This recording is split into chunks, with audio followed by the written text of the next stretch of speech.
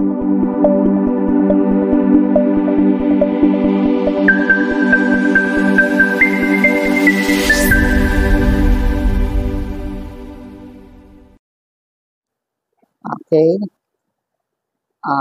I'm Maria Socorro C. Hapone, Head Teacher 6 ng Filipino Department and concurrent EPS ng Filipino sa SDO City of Baliwan. 20 years teacher and 16 years as head teacher. 6. Now, bakit pagtuturo ang aking napili? Actually, hindi ito ang gusto kong maging profession, pero ito ang gusto ni tatay ko. Ang gusto ko talaga nung bata pa ako maging madre. Pero sabi nila, pag ako'y nagmadre, lalabas daw lahat ang madre. Ako maiiwan. So later nung nasa high school na ako, ang gusto ko mass communication kasi nakikita ko maganda yung nagpo-project sa TV yan sa nagbo-broadcast sa radio. Pero ganun siguro, hinahatak ang paa papunta dito sa pagiging guro. May pagsisisi ba dahil sa maliit ang sweldo? At first, lalo na noon na ang sweldo namin ay 1.5 lang isang buwan. Siyempre, nagdadalawang isip ako, ipagpapatuloy mo ba ang iyong pagtuturo? Or kukuha ka ng mas greener pasture. Pero nung makita ko at naging parang naging mas effective ako na maging teacher dun sa mga estudyante at naging lagi na lang nagko-consult sa mga teachers na nawawala ng gana magturo. Naging ano na rin, passion ko na rin yung pagtuturo. Paano mo ipaliliwanag ang pagiging isang guro? Ang pagiging isang guro, hindi lamang ikaw ay nagtuturo ng mga learning sa kanila about sa academic, pero dapat matutunan din ng mga bata na handle mo ang mga values o yung totoong dapat nilang inaarte o action regarding sa isang situation. Now, sa sahod ngayon at sa dami ng trabaho, wala sigurong masasabi na nagko-compensate sa sahod mo.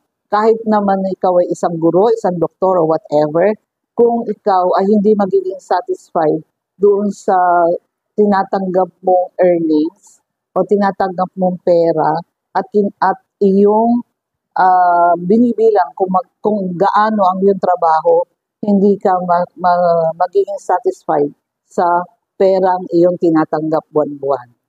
Ano ang learnings o maiiwan ko sa aking mga estudyante at sa mga naging estudyante ko before, ang lagi kong sinasabi sa kanila, sa ngayon, hindi nila binibigyang halaga ang pag-aaral, pero pagdating ng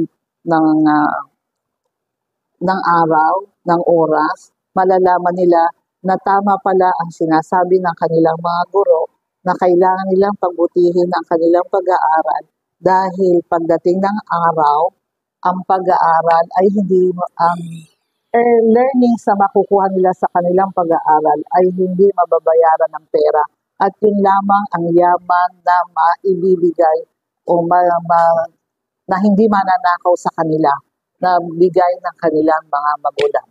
That's all. I thank you.